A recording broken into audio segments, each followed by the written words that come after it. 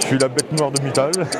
C'est moi qui a filmé et dénoncé Mittal pour pollution. Je suis venu aujourd'hui pour la deuxième fois au Salon des livres et de l'alerte pour rencontrer des personnes qui m'ont soutenu. Le salon des lanceurs d'alerte, c'est un peu le rendez-vous annuel des lanceurs d'alerte. Puis c'est toujours des rencontres riches pour partager sur nos expériences. Comment est-ce possible qu'un enfant est handicapé? Il n'y a personne qui répond pour ça. Mais le problème, c'est que quand on est face à des industries pharmaceutiques extrêmement puissantes, ces industries elles-mêmes ont des conflits d'intérêts avec les politiques. Si tu veux, à partir du moment où le pesticide, c'est l'industriel des pesticides qui te dit « Ah bah écoutez, j'ai fait les tests, ça marche, ça va bien se passer », c'est sûr que ça va pas bien se passer. Jusqu'à quel point avons-nous conscience de ce qui se passe autour de nous? Ça n'existe pas un mineur en situation irrégulière. Il y a une convention internationale des droits de l'enfant. Article 9. Nul ne peut être arbitrairement arrêté, détenu ou exilé.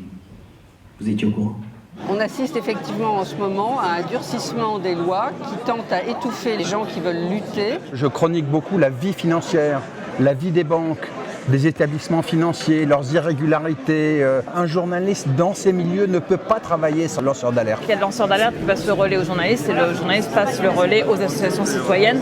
Et c'est une espèce de chaîne qui peut faire bouger les choses. Vos encouragements, votre soutien, il est vital en fait. Ça doit être le seul endroit où les gens qui essaient de dénoncer des scandales ou qui sont embringués dans des affaires qui les noient, ils trouvent ici un endroit où ils peuvent rencontrer un public. Là, je vois au Village du Livre, quand on voit le nombre d'enquêtes journalistiques qui sont produites sur des sujets divers et variés et qui sont des très très bonnes enquêtes de fond, on se dit qu'il faut aussi que ces livres-là, ils vivent, que ces enquêtes-là, elles soient connues du grand public. Et ce genre de salon a aussi ce rôle-là. C'est un lieu où on peut expliquer un peu la complexité du monde.